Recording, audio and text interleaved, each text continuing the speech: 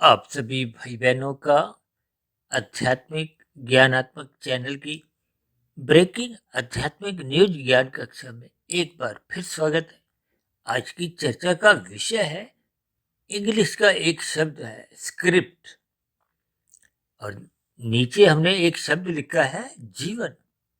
Script को हमने देखिए काले रंग से दर्शाया है, और साथ ही हमने एक शब्द लिखा है नहीं। जो हमने नीचे शब्द लिखा है जीवन, वो हमने सफेद रंग से दर्शाया है। आज के शब्द कुछ दार्शनिक हैं, यानी आज के वीडियो के शब्दों के आपको हमें अर्थ भी समझने हैं, फिर इनके भावार्थ समझने हैं। क्योंकि हम सभी भाई बहन मनुष्य योनि में हैं। मनुष्य योनि का अभिप्राय कर्म योनि से है। दूसरे सरल शब्दों में आप यूं भी कह सकते हो कि मनुष्य योनि एक परीक्षा योनि है। मनुष्य योनि में एक साधना का अवसर है, परमात्मा को जानने का, परमात्मा को समझने का और परमात्मा से जुड़ने पाने का एक अवसर है। इन सभी स्थितियों को जब तक मनुष्य ज्ञान पूर्वक समझता नहीं है, क्योंकि आज की वीडियो का नाम जो स्क्रिप्ट का एक मुख्य उद्देश्य है, ये स्क्रिप्ट का साथ हमने देखिए काले रंग का एक नहीं शब्द लिखा है, और स्क्रिप्ट इंग्लिश में लिखते हुए भी इसको हमने काले रंग से दर्शाया। ये इंग्लिश के शब्द का अभिप्राय क्या है कि एक लिखी हुई कहानी है। इस स्क्रिप्ट को हम देखिए नीचे की जो एक तामसी जोनियां है, ये नीचे की जो 80 लाख प्रकार की तामसी जोनियों का जो एक जीवन है, प्रारब्ध है, वो प्रकृति की रचना में पहले ही लिखा जा चुका है।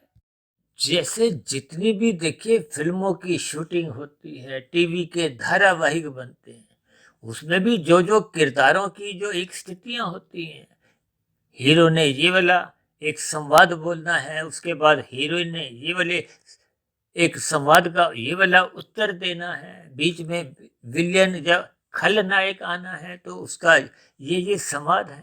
यानी कि ये पहले ही स्थितियां रची गई होती है। इसका अभिप्राय देखिए, उदाहरण के स्तर पर आपने स्थितियों को समझना है। यानी कि स्क्रिप्ट नहीं शब्द को हमने जो एक जोड़ा है, इसका अभिप्राय देखिए मनुष्य योनि से भी है। मनुष्य योनि का अभिप्राय आपके हमारे भाग्य से भी है, प्रारब्ध से भी है। और ये जो हमने स्क्रिप्ट के साथ नहीं शब्द लिखा है, इसका अभिप्राय क्या है कि मनुष्य योनि आपके हमारी अन्य जीवों के समान देखिए पूर्ण रूप से कोई प्रारब्ध के रूप में लिखी नहीं गई। देखिए कुछ भोग आपके बारे लिखे गए होते हैं। इन लिखे गए का अभिप्राय सुख दुख की स्थितियों से है। जिन कर्मों को हम पहले की मनुष्य योनि में कर चुके थे, वो किए गए कर्म अभी पके नहीं थे। अब वो फल देने को उन्मुख हो गए हैं, तैयार हो गए, जो आपको मैं प्रारब्ध के रूप में, भाग्य के रूप में, यानी कि उन किए गए कर्मों को हमें नए सिरे से करना नहीं होता। अब उदाहरण के लिए देखिए, कभी कभी हम 100 रुपए की मेहनत करते हैं, फल आता है 500 रुपये, तो वो जो 400 रुपये का अतिरिक्त फल है, वो कोई मुफ्त में नहीं आया। वो पहले हम उसका कर्म पिछले जन्म में या उससे पिछले जन्मों में कर चुके थे। अब उस स्थिति विशेष का आपको हमें कुछ अतिरिक्त लाभ रूप में, वो एक प्रारब्ध रूप में, एक सुख, एक अनुकूल परिस्थिति के रूप में मिल रहा है।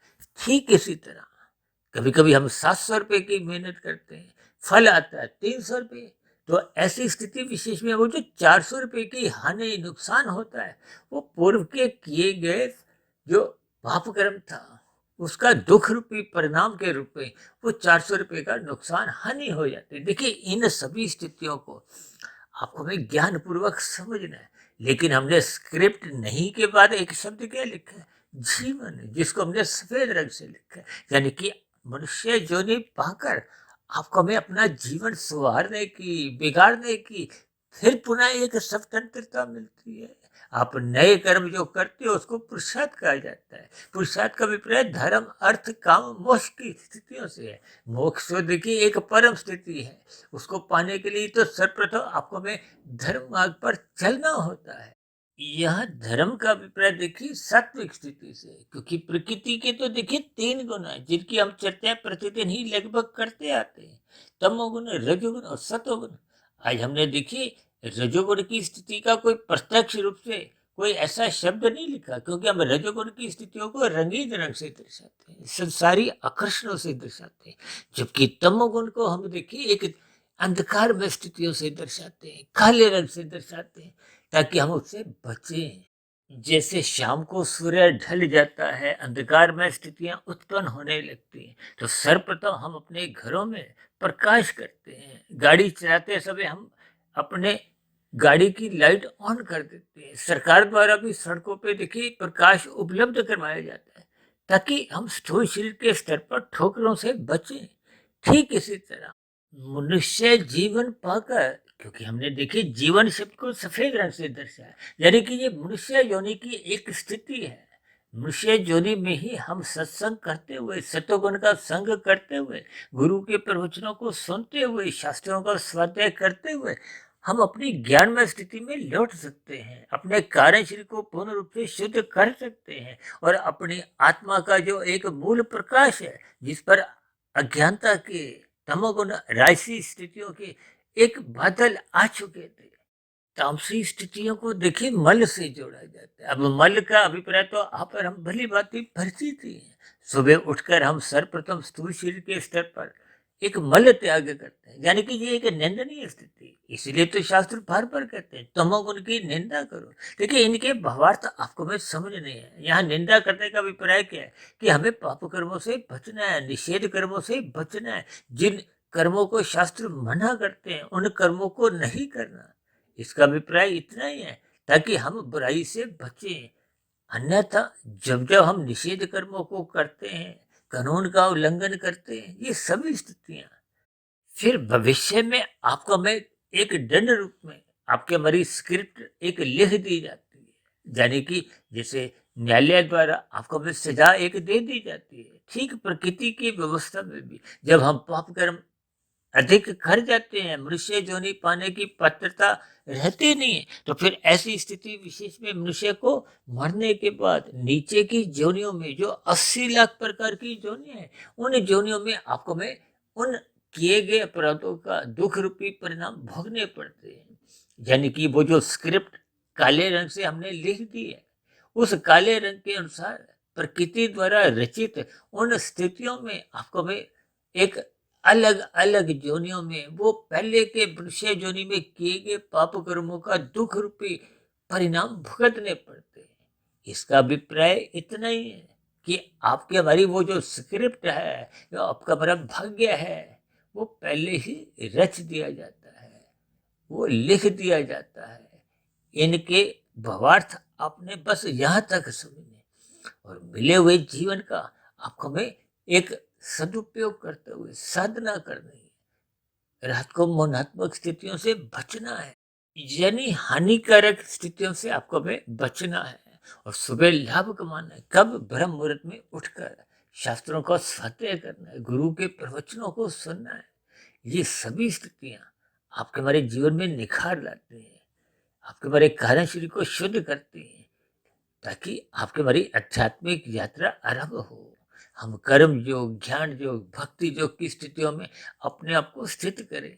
ये सभी योग की स्थितियां आपके हमारे कार्य शरीर को शुद्ध करती हैं। कार्य शरीर जैसे जैसे शुद्ध होता जाता है, तो फिर आत्मा पे जो मल विक्षेप यानी कि तामसी राशि स्थितियों की जो एक परछाई थी, वो सहज ही हटने लगती है।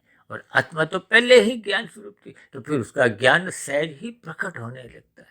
ये सभी स्थितियां फिर परमात्मा के सम्मुख करती हैं, और जब आत्मा पूर्ण रूप से शुद्ध हो जाती है, यानी कि कारण शरीर जब पूर्ण रूप से शुद्ध हो जाता है, तो आत्मा पे किसी भी प्रकार का कोई आवरण नहीं होता।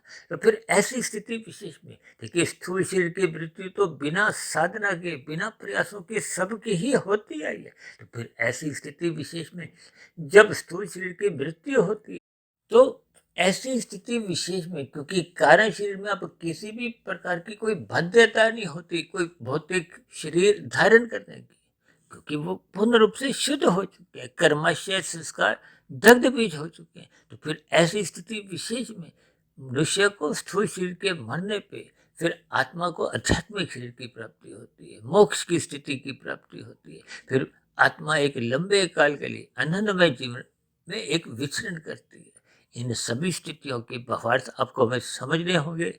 इसीलिए आज हमने देखी एक चर्चित इंग्लिश के शब्द स्क्रिप्ट को हमने उन तामसी जोनियों से जोड़कर एक आज की स्थिति को समझाने का प्रयास किया है, ताकि हम सभी भाई बहन अपने मिले हुए जीवन को संवारे। इसलिए हमने जीवन शब्द को देखिए सफेद रंग से दर्शाया, ताकि इसमें किसी भी प्रकार की कोई तामसी राशि स्थितियां उत्पन्न नहीं हो। सात्विक दिनचर्या आपके बारे निरंतर बनी रहे। सात्विक दिनचर्या बनी रहने से फिर मनुष्य रजोगुण भी मर्यादा में संग करता है, और तमोगुण का संग बुराई रूप में न करके केवल नींद रूप में उसका सदुपयोग करता है, जिसके फलस्वरूप आपके बारे आध्यात्मिक उन्नति के दरवाजे सहज ही खुलने लगते हैं। तो ऐसी सभी शुभ स्थितियां हम सभी भाई बहनों के जीवन में भी निरंतर बनने लगे, ताकि हम सभी भाई बहनों का मिला हुआ जीवन सफल हो, सार्थक हो। इन्हीं शुभकामनाओं के साथ आज की चर्चा विशेष को अब यही विश्राम देते हैं। कल सुबह फिर मिलते हैं ब्रह्म मुहूर्त ज्ञान उपदेश कक्षा में। तब तक आप अपने आध्यात्मिक मित्र सुधीर भाटिया फकीर को इजाजत दें। आप सभी भाई बहनों को बहुत बहुत शुभ रात्रि, और सुबह ब्रह्म मुहूर्त में उठने के लिए मेरी ओर से बहुत बहुत शुभकामनाएं।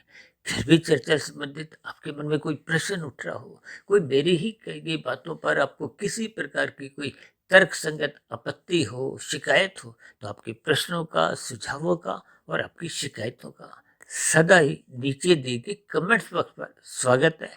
इस चर्चा विशेष को ध्यानपूर्वक, धैर्यपूर्वक सुनने के लिए आप सभी भाई बहनों का बहुत बहुत धन्यवाद।